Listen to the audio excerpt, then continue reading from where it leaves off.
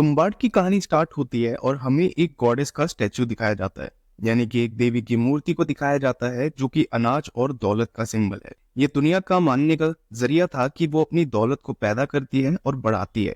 इस मूवी में ऐसा माना जाता है कि जब दुनिया नहीं बनी थी तो इस देवी ने बहुत सारे बच्चों को जन्म दिया था।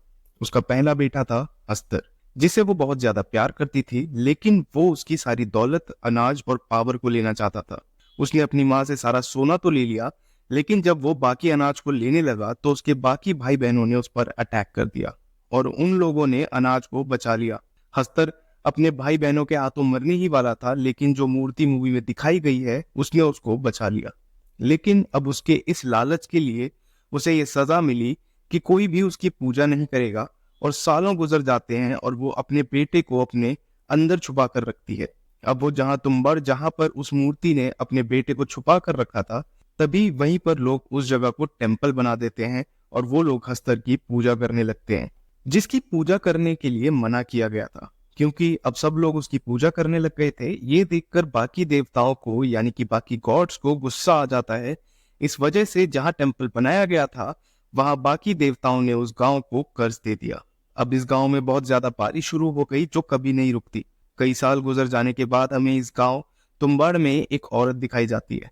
अब वो औरत सरकार के बाड़े में आती है और यहाँ पर एक ही पंडित जिंदा था जिसका नाम था सरकार। इसीलिए इस जगह को सरकार का बाड़ा कहा जाता है।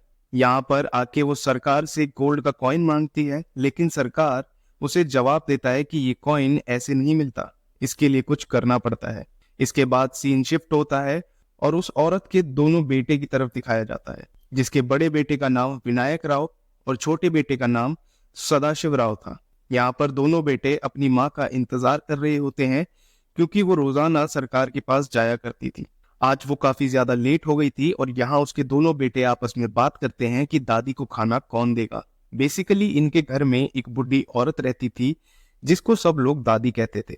उसकी एज बहुत ज्यादा थी और उसकी पूरी बॉडी पूरी तरह से खराब हो चुकी थी। इसके बाद दोनों बेटे दरवाजा खोलकर घर के अंदर आ जाते हैं और थोड़ी देर बाद उनकी माँ भी आ जाती है।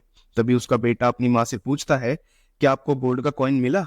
यहाँ पर सीन शिफ्ट होता है और उन सबको पता चलता है कि सरकार की डेथ हो गई है। वो लोग सरकार का फ्यूनरल करते हैं। इसके बाद वो औरत अपने बेटों को कहती है कि वो लोग यहाँ पर नहीं रहेंगे। तो आप सभी लोग जानते हैं ये कहानी हमें बहुत ही पुरानी दिखाई गई है। उस वक्त में गाड़ियां मोटरसाइकिल नहीं हुआ करती थी। तभी ये औरत अपने बेटों को दूसरे शहर जाने के लिए कहती है। इसके बाद सीन शिफ्ट होता है और हमें दिखाया जाता है कि उसका एक बेटा पेड़ की डाली पर बैठा हुआ था। तभी वो अचानक वहां से गिर जाता है और बहुत ज्यादा जख्मी हो जाता है।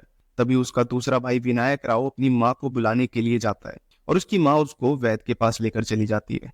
तभी उसका बेटा विनायक राव उससे पूछता है कि अगर दादी को भूख लगे तो मैं उसको क्या खाऊं। तभी विनायक राव की माँ उसको कहती है कि उसको खाना देंगे। यहाँ पर अगर इससे ज्यादा वक्त करें तो उसको कह देना दादी सो जा वरना हस्तर आ जाएगा। और इसके बाद सेम ऐसा ही होता है और फिर अचानक से उसकी दादी उसको कहती है कि क्या तुम्हें खजाना चाहिए। तभी विनायक लालच में आकर उसके दरवाजे के पास चला जाता है कि शायद दादी उसे खजाने का रास्ता बता दे। जो विनायक अंदर आता है तो दादी उसको कहती है कि सरकार के बाड़े में खजाना है। इससे पहले कि विनायक कुछ कर पाता, दादी उस पर अटैक कर देती है और दादी उसको पकड़कर मारने लगती है और कहती है आज मैं तुम्हें खा जाऊंगी। विनायक यहाँ पर उस नाम को याद करने की बहुत कोशिश करता है जो उसकी माँ ने उसको बताया था। दादी विनायक को खींचकर उसकी गर्दन पकड़ लेती है और उसको अंदर ले जाती है। फिर फाइनली विनायक को वो वर्ड याद आ जाता है जो उसकी माँ ने उससे कहा था। वो कहता है सो जा दादी, नहीं तो हस्तर आ जाएगा।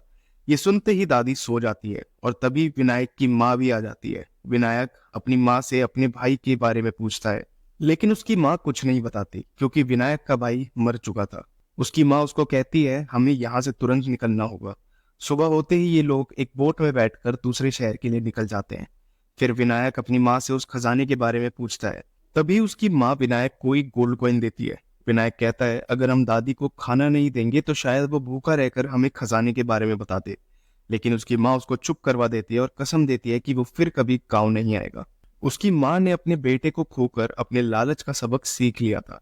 इसके बाद 15 साल बाद का सीन दिखाया जाता है जहाँ विनायक अब बड़ा हो गया है और वो फिर से गाँव आता है क्योंकि शायद उसके दिल में खजाने का लालच आज भी होता है। सबसे पहले वो अपने घर आता है और देखता है कि दादी अब भी जिंदा है, लेकिन वो एक बड़ा वृक्ष बन चुकी है। विनायक फिर से अपनी दादी से उस खजाने के बारे में पूछता है और वो कहता है कि दादी, अगर आप मुझे खजाने के बारे में बता दें तो वो खजाना हम आपस में बांट लेंगे। उसकी दादी उसको कहती है कि अब मुझे कुछ भी नहीं चाहिए और अब मैं ज्यादा जीना नहीं चाहती। फिर वो अपनी दादी से कहता है कि आप मुझे खजाने के बारे में बता दो और मैं आपको आपकी जान से आजाद कर दूंगा। तभी उसकी दादी उसको बताती है कि काफी साल पहले की बात है, मैं कुएं में उतरने के माहिर थी और फाइनल विनायक को पता चल जाता है कि खजाना कुएं में है। और अब वो उस जगह का भी पता लगा लेता है जहां वो कुआं था और उस कुएं में उतरने की प्रैक्टिस करने लगता है। लेकिन वहां से कैसे निकलना है ये बात अभी भी उसको समझ नहीं आई। फिर विनायक दोबारा दादी के पास आता है और दादी उसको सारा राज बता देती है। इसके बाद विनायक दादी को लेकर अपने घर को आग लगा देता है, क्योंकि उसने दादी से वादा किया था। फिर वो एक गोल्ड कॉइन लेकर अपने घर वापस आता है और देखता है कि उसकी बीवी ने एक छोटा सा कारोबार शुरू किया है जो अनाज पीस के बेच रही है। यहाँ विनायक अपनी बीवी से कहता है, मैं तुम्हें रानी बना दूंगा। अब हमारे पास बहुत ज्यादा पैसे आने वाले हैं और हमारे दिन बदल जाएंगे, हम बहुत अमीर होने वाले हैं। फिर अगले दिन विनायक अपनी हालत ठीक करके उस पंडित के पास जाता है जिससे उसने कर्जा लिया था। वो उस पंडित को गोल्ड कॉइन दिखाता है और पूछता है कि ये कितने पैसे की है। उसके बाद विनायक अपना कर्जा चुका देता है और जो उसने पंडित से लिया था। फिर कुछ दिन बाद विनायक दोबारा कुआं जाके और भी गोल्ड कॉइन्स ले आता है, उनको शहर में बेच देता है। इसी तरह वो दिन ब दिन अमीर हो जाता है। उसका घर और जिंदगी दोनों बदल गए थे और अब उस पंडित के दिल में जलन थी कि इसने ऐसा किया कैसे। और फिर वो पंडित विनायक के पास आता है और उसे कहता है कि वो उसे अपने काम में हिस्सेदार बना ले। लेकिन विनायक उस पंडित की बात नहीं मानता। अब उस पंडित के दिल में भी लालच होता है कि वो भी तुम्बड़ गांव जाके गोल्ड कॉइन्स को ले आए।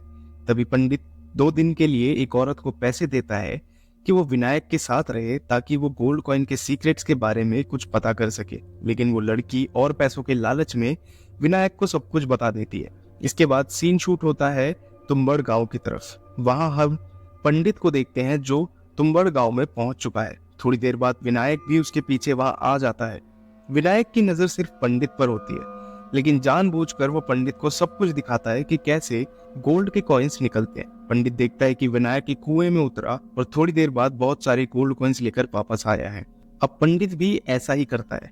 पंडित कुएं में उतर के अंदर चला जाता है, लेकिन रास्ता बहुत ज्यादा घुमावदार और मुश्किल होता है। वहां दीवार लाल रंग की होती है और माहौल से लगता है कि कोई और भी उसके साथ ब्रीथ कर रहा है। पंडित वहां एक छोटे से ट्रंक को देखता है। जब वो ट्रंक खोलता है तो उसमें एक छोटी सी आटे की गुड़िया होती है। जब पंडित उस गुड़िया को पकड़ता है तो अनाज की खुशबू पूरी जगह में फैल जाती है और वहां हस्तर आ जाता है। हस्तर पहले गुड़िया को खा जाता है और फिर पंडित को भी निगल लेता है। थोड़ी देर बाद विनायक वापस आता है और देखता है कि पंडित का हाल भी वही होता है जो उसकी दादी का हुआ था। लेकिन पंडित ने कभी विनायक की मदद की थी, इसलिए वो उसकी मदद करता है और उसको उसकी जान से आजाद कर देता है, क्योंकि शायद वो बहुत ज्यादा दुख में था। बेसिकली यहाँ पर एक वरदान था कि इंसान कभी भी हमेशा जिंदा नहीं रह सकता, लेकिन हस्तर का ये कर्ज था कि जब कोई भी उसकी जगह आएगा तो वो उसको काट लेगा और वो इंसान हमेशा के लिए जिंदा रहेगा। लेकिन हमेशा जिंदा रहने का नतीजा ये था कि उस इंसान की बॉडी पूरी तरह से खराब हो जाती है, जैसे हमें दादी की बॉडी को दिखाया गया था। फिर अब इस पंडित की बॉडी को दिखाया गया है। इसके बाद स्टोरी थोड़ी आगे बढ़ती है। कुछ साल बाद हम देखते हैं कि विनायक का एक बड़ा बेटा है जिसका एक पाँव खराब था और विनायक अपने घर में अपने बेटे को एक छोटा सा वर्क स्टेशन बना देता है जहां वो कुएं में नीचे उतरने की प्रैक्टिस करता है। वो रोज ये नोट करता है कि उसने ये काम कितने सेकंड्स में कंप्लीट किया। तभी गांव में काफी बदलाव आ चुका होता है और जब ये बात विनायक को पता चलती है तो वो परेशान हो जाता है। अब वो कैसे वहां जाकर गोल्ड कॉइन्स लेके आएगा, क्योंकि विनायक अब बूढ़ा होता जा रहा है। इसलिए विनायक अपने बेटे को इस काम की ट्रेनिंग देना शुरू करता है और अपने बेटे को लेकर वापस तुम्बड़ गांव आता है। वहां वो उसको आटे की गुड़िया बनाना सिखाता है और कहता है कि थोड़ा पत्थर भी डाल देना ताकि हस्तर को खाने में ज्यादा वक्त लगे और तुम्हें चोरी करने का टाइम मिल जाए। विनायक और उसका बेटा कुएं के अंदर जाते हैं तो उसका बेटा गलती से एक आटे की गुड़िया अपने पास रख लेता है। ये देखकर हस्तर वापिस आ जाता है। उसके बाद विनायक और उसका बेटा जल्दी से वापस ऊपर आ जाते हैं और विनायक अपने बेटे को डांटता है, लेकिन विनायक के बेटे ने वहां से एक गोल्ड कॉइन को उठा लिया था। इसके बाद विनायक का बेटा कहता है कि हम हस्तर को एक ही गुड़िया देते हैं, अगर इसी तरह हम अस्तर को एक से ज्यादा गुड़िया दें तो वो उनको खाने में बिजी हो जाएगा और हम बहुत सारे गोल्ड वहां से ले सकते हैं। फिर अगले दिन विनायक और उसका बेटा अपने प्लान को इम्प्लीमेंट करते हैं। इसके बाद विनायक और उसका बेटा बहुत सारा आटा लेकर तुम्बाड़ गांव की तरफ चले जाते हैं। वहां दोनों मिलके बाहर बैठकर बहुत सारी गुड़िया बनाते हैं। जैसे ही वो कुएं में उतरते हैं, वो ट्रंक के आसपास आटे का सर्कल बना देते हैं, जिसकी वजह से अस्तर उनके करीब नहीं आ पाता। फिर वो बहुत सारी गुड़िया वहां फेंक देते हैं। जैसे ही वो आटे की गुड़िया वहां फेंकते हैं, जितनी ज्यादा गुड़िया होती हैं उतनी ज्यादा अस्तर वहां आ जाते हैं। लेकिन लोगों ने आटे का दरिया बनाया था, वहां हस्तर नहीं आ सकता था।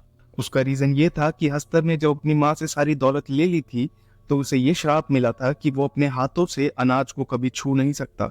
तो यहाँ हस्तर को इंसान अनाज दे रहे थे, इसलिए वो उस दायरे को पार नहीं कर सकता था।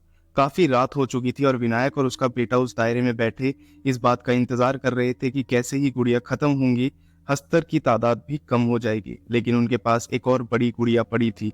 अब विनायक उस बड़ी गुड़िया को छोटी छोटी गुड़िया बनाकर अपनी बॉडी के पर बांध लेता है, क्योंकि यहाँ दोनों में से एक का सेक्रीफाइस होना जरूरी था। इसलिए विनायक अपने आप को सेक्रीफाइस कर देता है और अपने बेटे को बचा लेता है।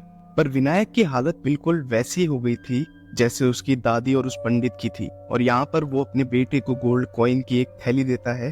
विनायक अपने बेटे से कहता है कि तुम्हें यही सब चाहिए था। लेकिन कभी भी विनायक के बेटे को उसकी कही हुई बात याद आती है कि हमें ऐसी जिंदगी का क्या फायदा, हम हस्तर के वरदान से जिंदा तो हो जाएंगे, लेकिन ऐसी जिंदगी का क्या फायदा जो बहुत ज्यादा तकलीफ में हो। और यहाँ पर यही सब सोचकर अपने फादर की बॉडी को जला देता है। तो दोस्तों, मूवी इसी के साथ यहीं खत्म हो जाती है और इस मूवी से हमें ये सीखने को मिलता है कि लालच बहुत बुरी बला है। आपको ये मूवी कैसी लगी हमें कमेंट्स में जरूर बताइएगा, और अगर आपको एक्सप्लेनेशन अच्छी लगी हो तो एक लाइक जरूर कर देना। और ऐसी ही और अच्छी अच्छी मूवीज की एक्सप्लेनेशन को सुनने के लिए चैनल को सब्सक्राइब कर लो अभी के अभी। मैं मिलता हूँ आपसे अगली वीडियो में, तब तक के लिए धन्यवाद।